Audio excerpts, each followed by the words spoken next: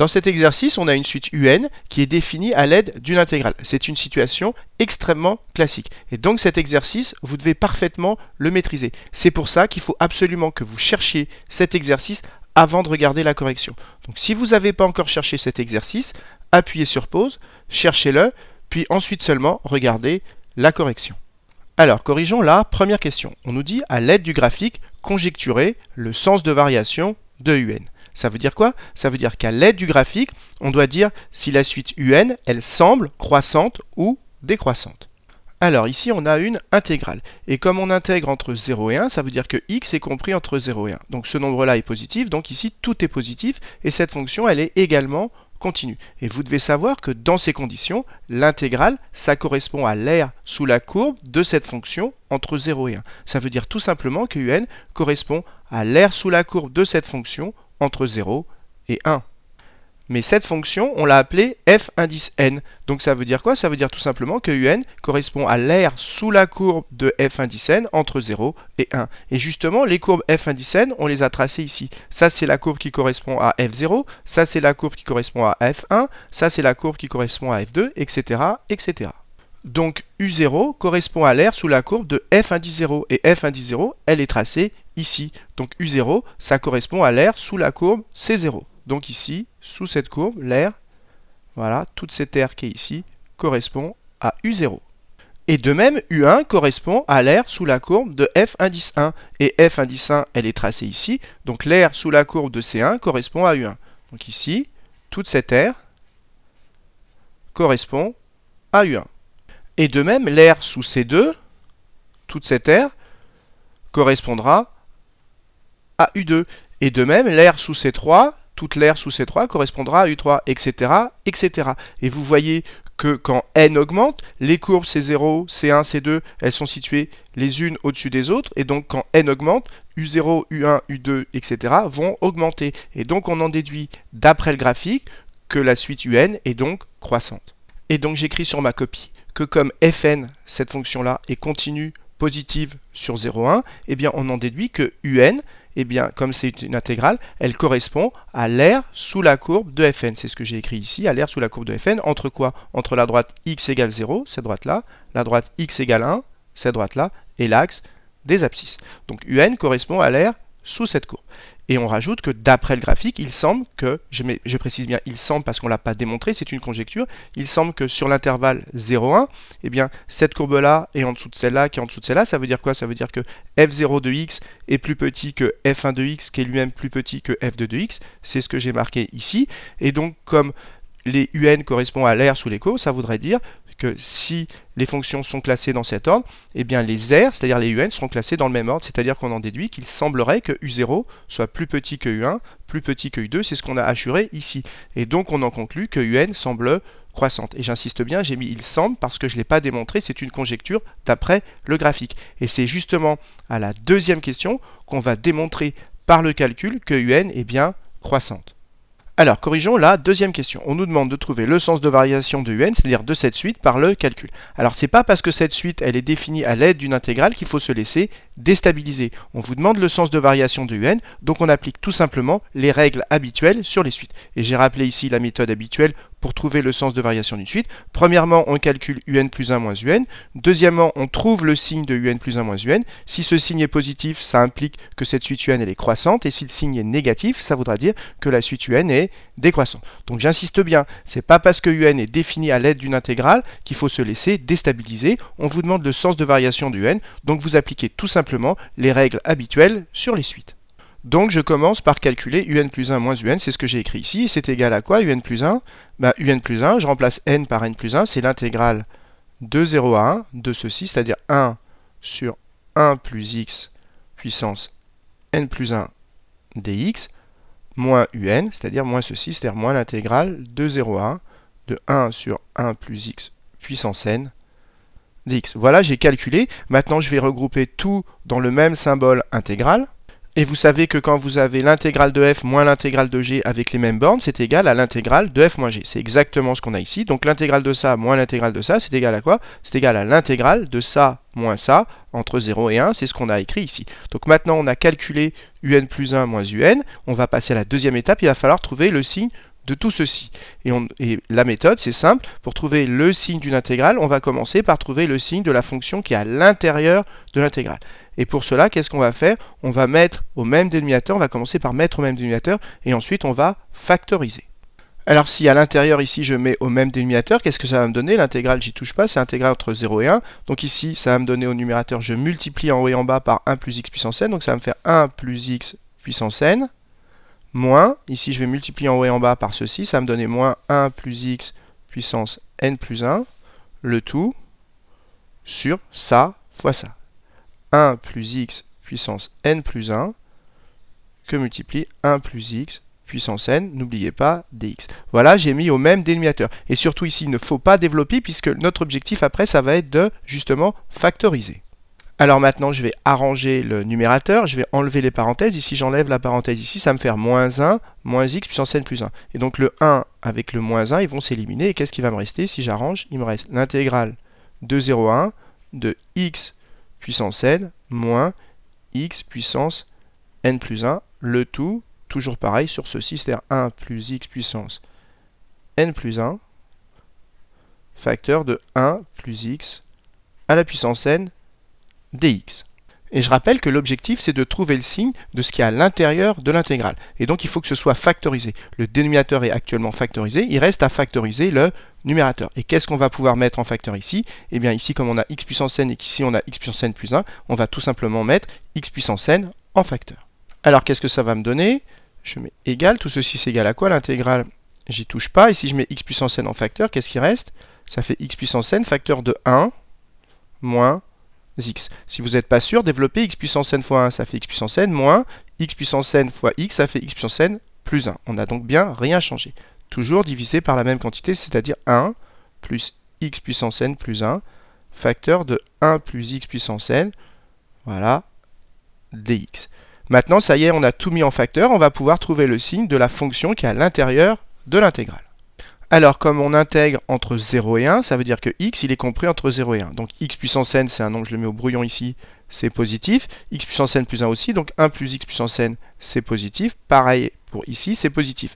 Et comme ici, on a 1 et qu'on enlève un nombre, on enlève un nombre entre 0 et 1, ce nombre ici, il est également positif. Donc ici, tout est positif. Donc, quand on fait le produit ou le quotient, ça reste positif. Et donc, ça veut dire que cette fonction qui est à l'intérieur de l'intégrale, elle est bien positive. C'est maintenant ce qu'on va écrire sur sa copie.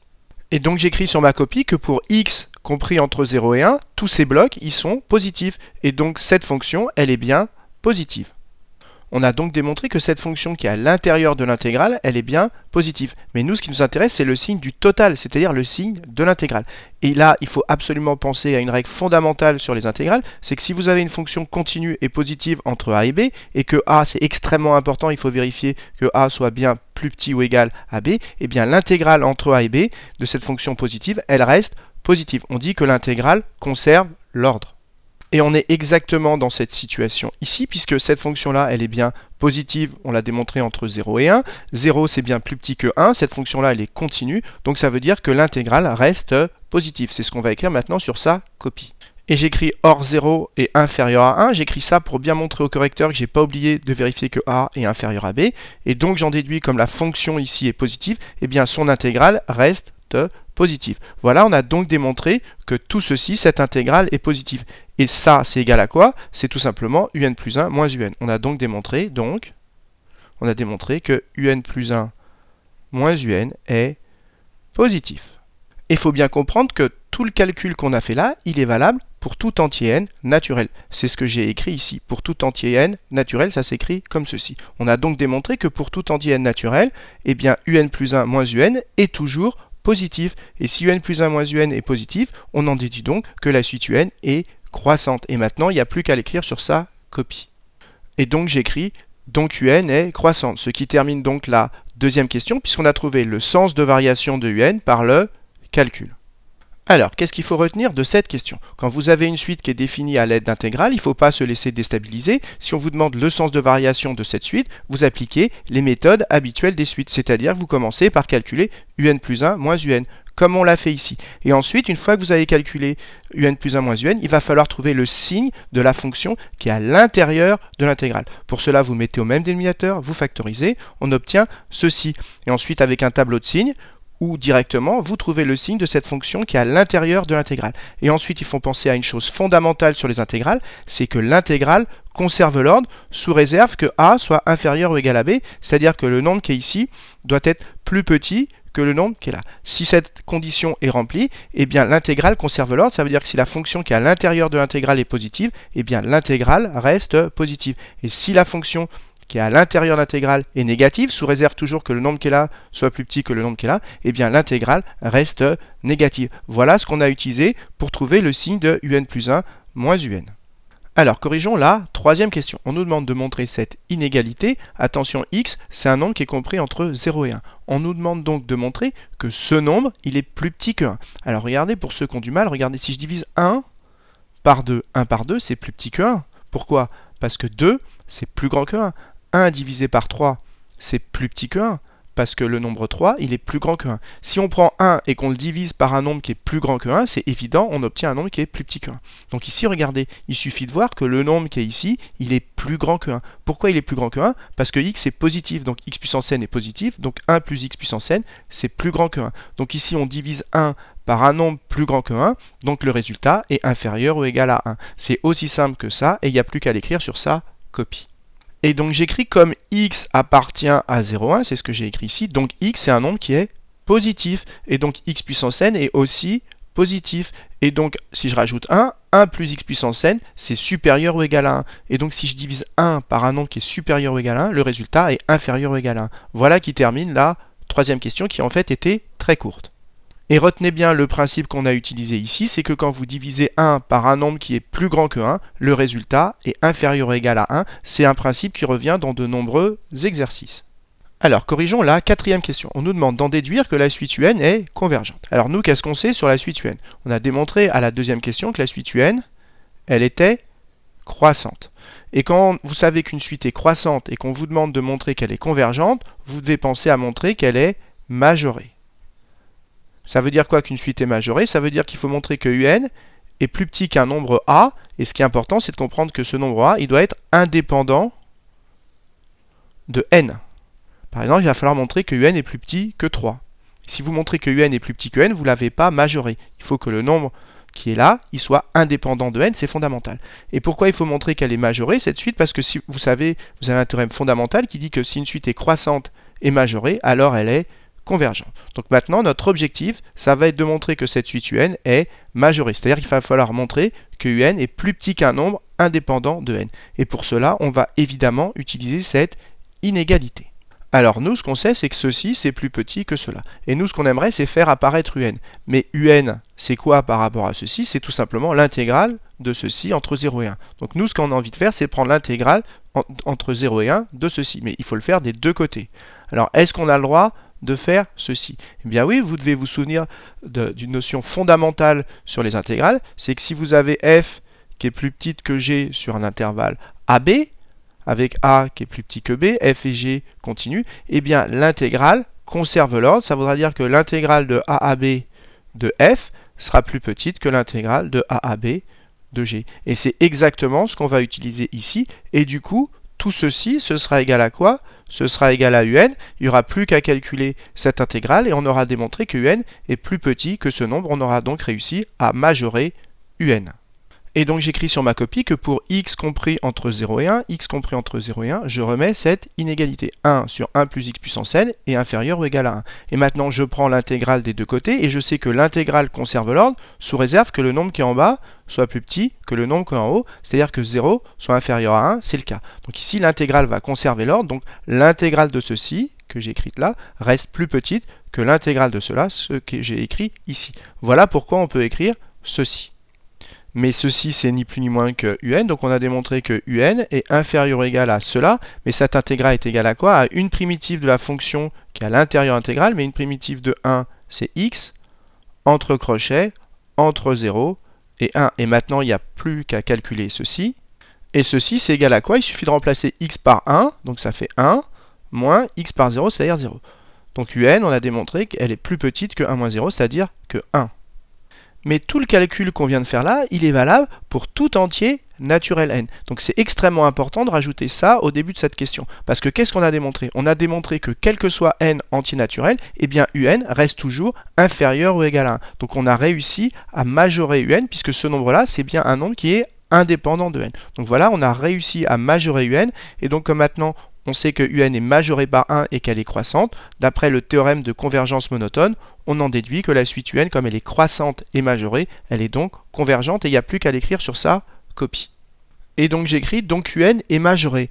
Et je rajoute or un est croissante d'après la deuxième question. Donc si un est majorée et croissante, on en déduit donc que un est convergente. Voilà qui termine la quatrième question et qui termine l'exercice.